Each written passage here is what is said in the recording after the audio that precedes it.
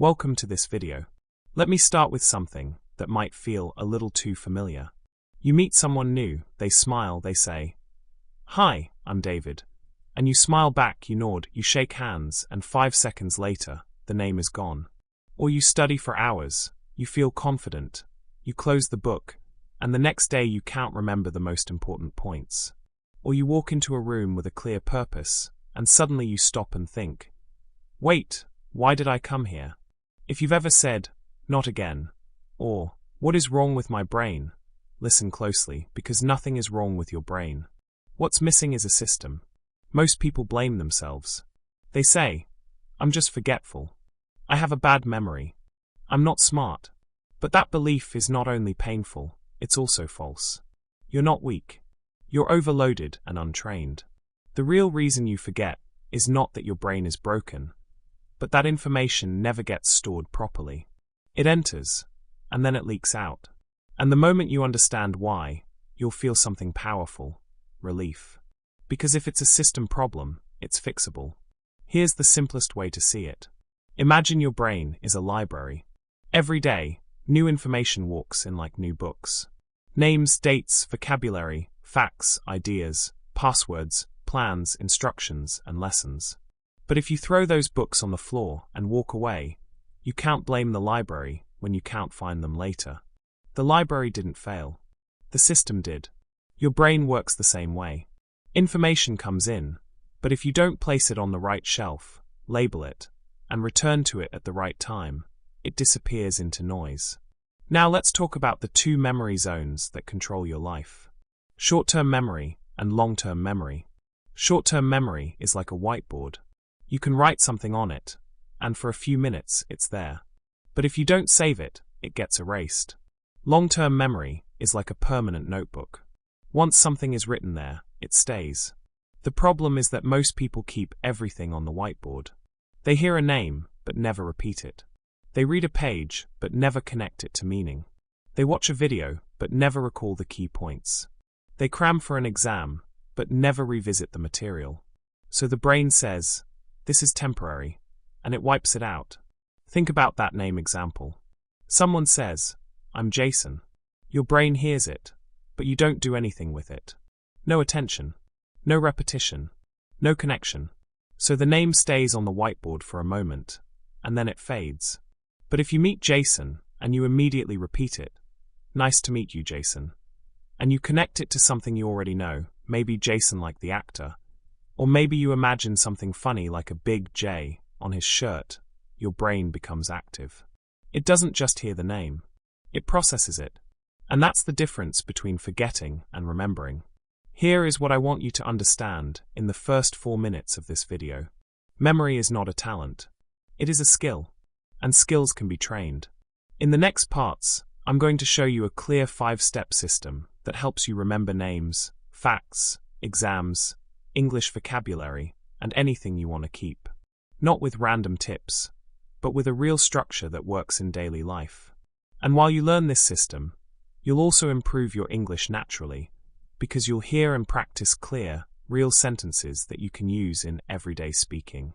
So if you've been feeling frustrated with your mind, I want you to take a breath and relax. You're not stupid. You're not broken. You've just never been taught how memory actually works. Today, that changes. Now let's move to the first step of the system, because once you fix the way information enters your brain, you will stop saying, "I forgot again," and start saying, "I remember." Now that you understand memory is a system problem, not an intelligence problem, we need to fix the real root cause of forgetting. And that root cause is attention. This part may be uncomfortable, but it will set you free. You don't forget because your memory is weak. You forget because your attention is scattered. You cannot remember what you never truly noticed. Every single day, your brain is flooded with information. Sounds, faces, messages, videos, headlines, notifications, conversations, thoughts, worries. Your brain receives millions of inputs, but it cannot save everything. If it did, you would feel overwhelmed and exhausted all the time. So your brain makes a decision. It chooses what to keep and what to delete. And the rule it uses is very simple. If you pay attention to it, it stays. If you don't, it disappears. This is why people often say, "I heard it, but I don't remember it." Hearing is not enough. Seeing is not enough. Being physically present is not enough. Memory begins only when attention is activated. Let me show you this with a simple story. Imagine you take a taxi home after a long day. You are tired. You're checking your phone. You're thinking about dinner. You arrive, pay the driver, and walk away. 5 minutes later, your heart drops. Your bag, your passport, your laptop, all left in the taxi. You panic and try to remember the car number, the driver's face, anything. But your mind gives you nothing. Why? Because your brain never paid attention to the taxi. You saw it, but you didn't look. You heard the driver, but you didn't listen. The information never passed through the door of attention, so it was never stored. Now imagine the same situation, but this time, before leaving the taxi, you pause for just 5 seconds. You look at the car. You notice the color. You notice the plate number.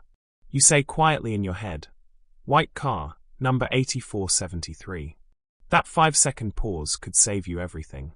The difference is not intelligence. It's attention. The same thing happens when you study, listen, or learn English. You read a sentence, but your mind is thinking about something else. You listen to a video, but you're also checking messages. You watch a lesson, but your brain is half asleep.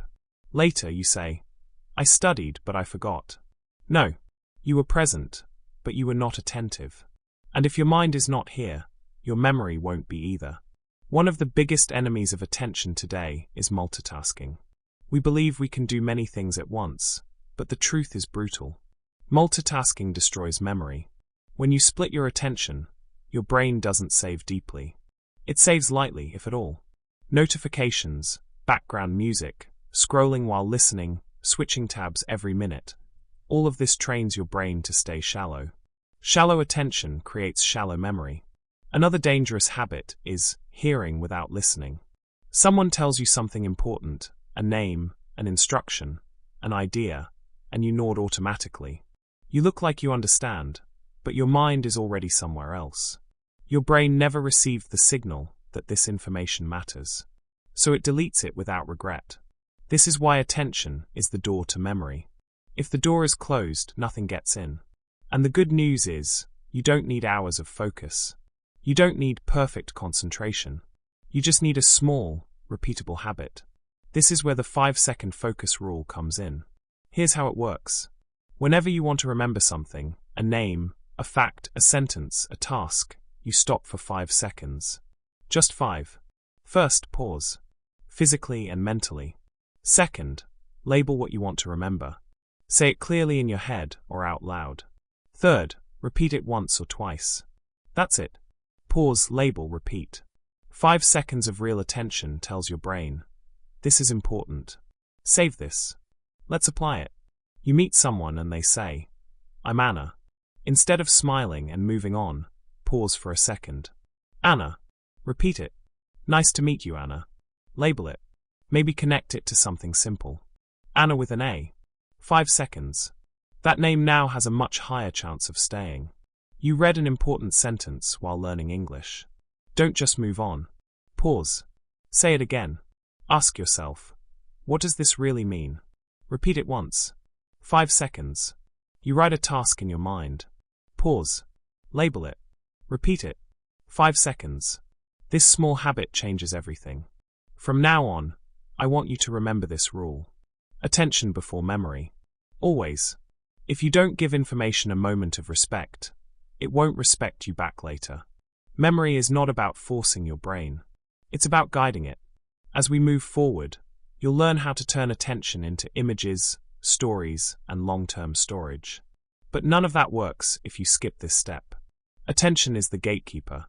Once you open the door, memory can finally do its job. Now that you know attention is the door to memory, it's time to talk about what actually stays once information enters. This is where most people fail without realizing it. They try to remember words as words. But your brain doesn't work that way. Your brain does not remember text. It remembers images, scenes, movement, and emotion. And once you understand this, remembering becomes much easier than you ever imagined. Let me prove it to you with a simple test. Close your eyes for a second. I say one word, elephant. What appeared in your mind just now? You didn't see the letters ELEPHANT. You saw a large grey animal, big ears, a long trunk, maybe walking slowly, maybe spraying water. That image appeared instantly, without effort. This is how your brain naturally works. It translates words into pictures. So when you try to remember pure text, your brain struggles. But when you give it images, it relaxes and remembers.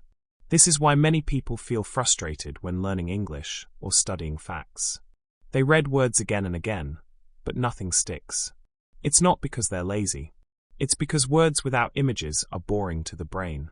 They have no shape, no color, no emotion. The brain says, there's nothing to hold on to, and lets them go. But the moment you turn a word into a picture, memory wakes up. This brings us to the first powerful technique, picture linking. The idea is simple. Every time you want to remember something, you create a mental image and connect it to the word. The image does not need to be realistic. In fact, the more strange, funny, or exaggerated it is, the better it works. Let's say you meet someone named Lily. If you just think, Lily is her name, you'll probably forget it. But if you imagine her holding a bouquet of white lilies, or her hair made of flowers, or lily petals falling around her when she smiles, your brain becomes interested. That name now has a picture, and pictures stay. Or take an English word like volcano. Don't just think, a mountain. Imagine a giant volcano exploding chocolate lava instead of fire. The lava smells sweet. People are running with spoons. It's ridiculous, but now the word volcano is alive in your mind. Your brain loves unusual images. They create stronger memory paths. The rule is simple. If you want to remember a word, don't repeat it 10 times like a robot. See it once as a clear image. Add color. Add movement. Add emotion. Even 5 seconds of visualization is enough to lock it in. Now let's go even deeper, because this is where memory becomes almost effortless. The second technique is the story method. Your brain is not just a picture machine. It is a storytelling machine. It remembers movies, not lists.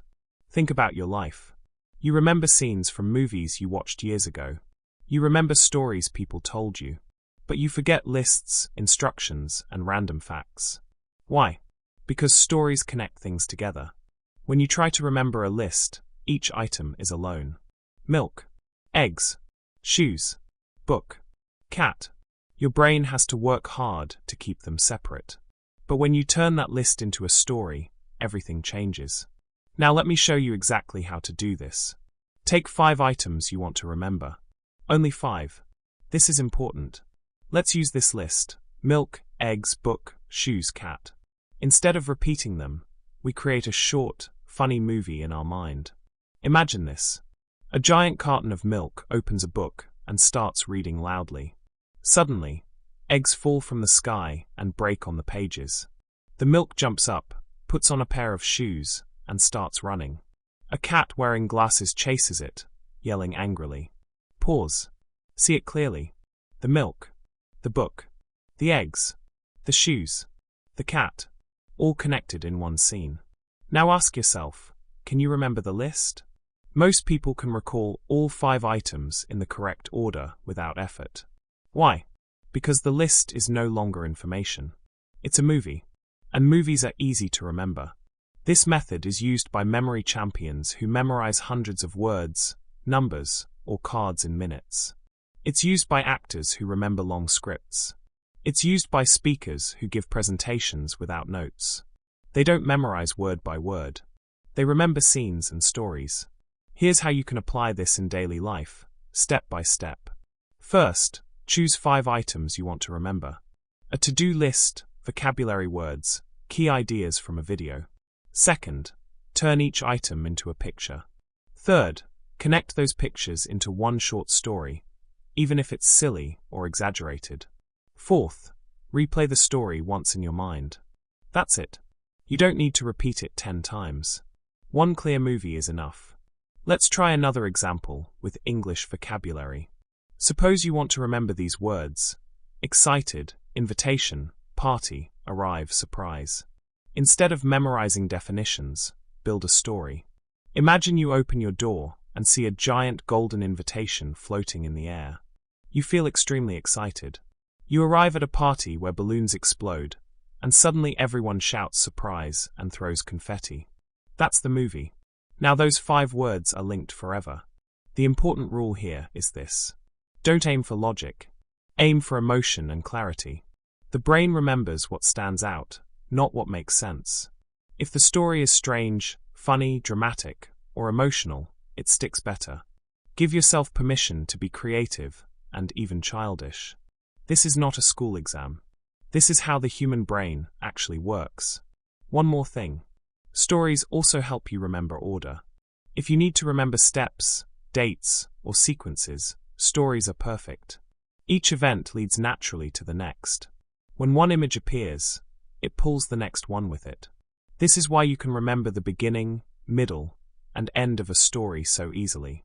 So from now on, stop forcing your brain to remember words as text. Turn words into pictures.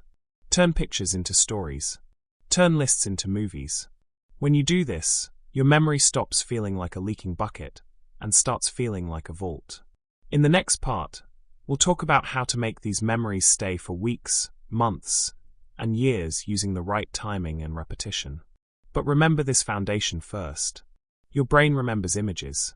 Your brain remembers stories. And once you learn to speak its language, forgetting stops being a problem.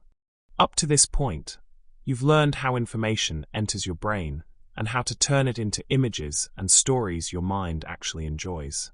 But there is still one critical question left. Why do some things stay for years, while others disappear after one day? The answer is simple and a little uncomfortable. One-time learning is fake learning. If you learn something once and never touch it again, your brain assumes it's not important and lets it fade away. Your brain is designed to forget. Forgetting is not a failure. It's a feature. If your brain kept everything forever, it would be overloaded and useless. So it deletes information by default, unless you give it clear signals that something matters. Those signals are repetition, recall, and timing.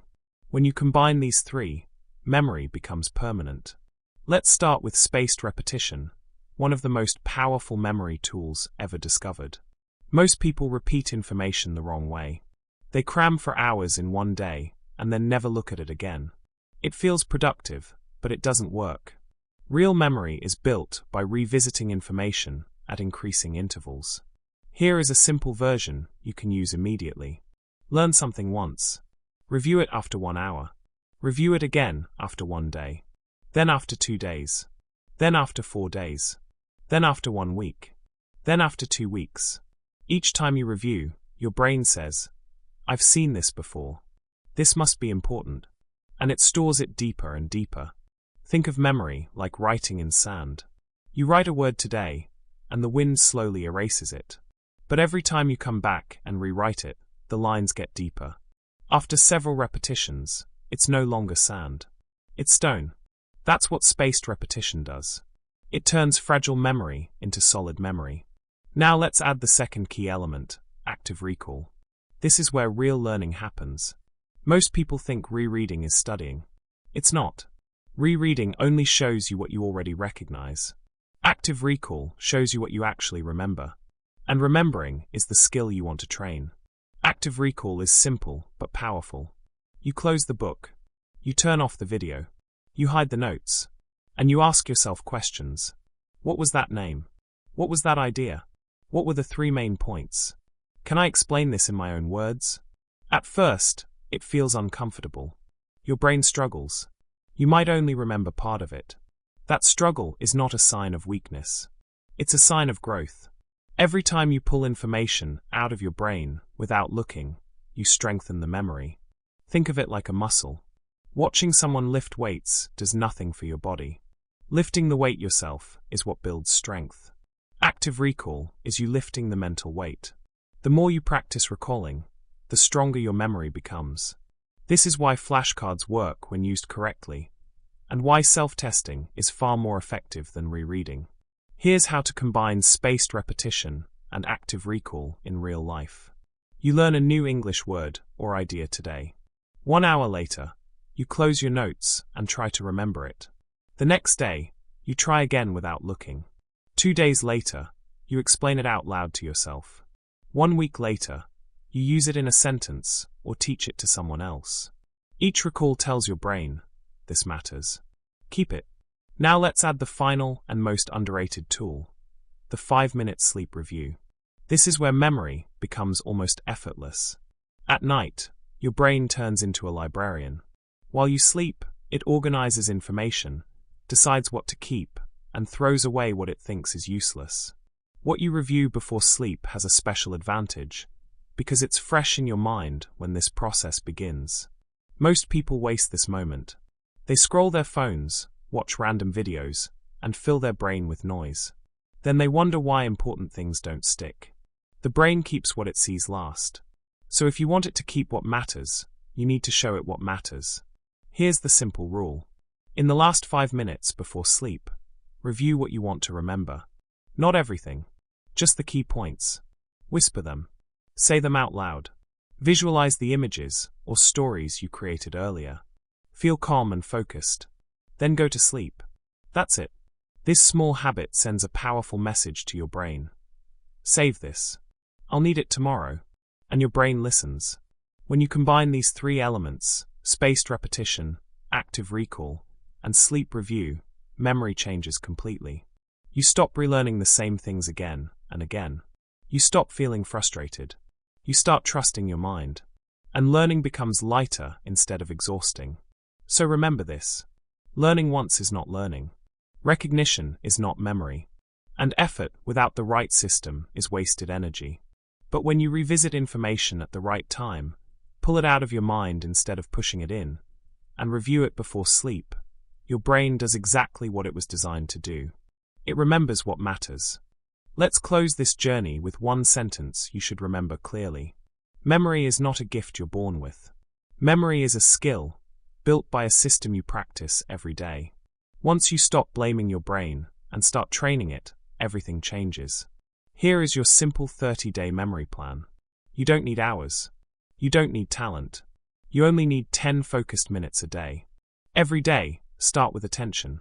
Choose one thing that matters, a name, a sentence, a lesson, a piece of English you truly want to keep. Pause for a few seconds. Look at it. Say it. Let your brain know this matters. Next, turn it into an image or a short story. Don't keep it as dry words. See it. Color it. Make it a little strange or emotional. Let your brain enjoy it. After that, close your notes and practice recall. Ask yourself, what was it? Say it out loud in your own words. If you struggle, that's good. Struggle means learning is happening. Finally, before you sleep, take 5 minutes to review what you learned that day.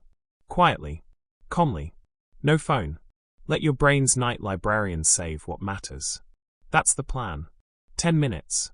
Every day. For 30 days. And here's the most important reminder. Don't wait for your mind to feel better before you start. Your mind doesn't become strong first, and then you practice. You practice, and that's what makes your mind strong. Clarity comes after action, not before. Confidence follows consistency, not the other way around. If you've spent years feeling frustrated with your memory, I want you to feel hope right now. Nothing is wrong with you. You were simply never shown the system. And now you have it. If this story helped you see your mind differently, tap like as a small promise to yourself. Subscribe to Inspire English Stories for more lessons that train your English, your focus, and your thinking together. And comment, I'm starting today, to mark this moment. Because the day you decide to train your memory is the day you stop forgetting what matters.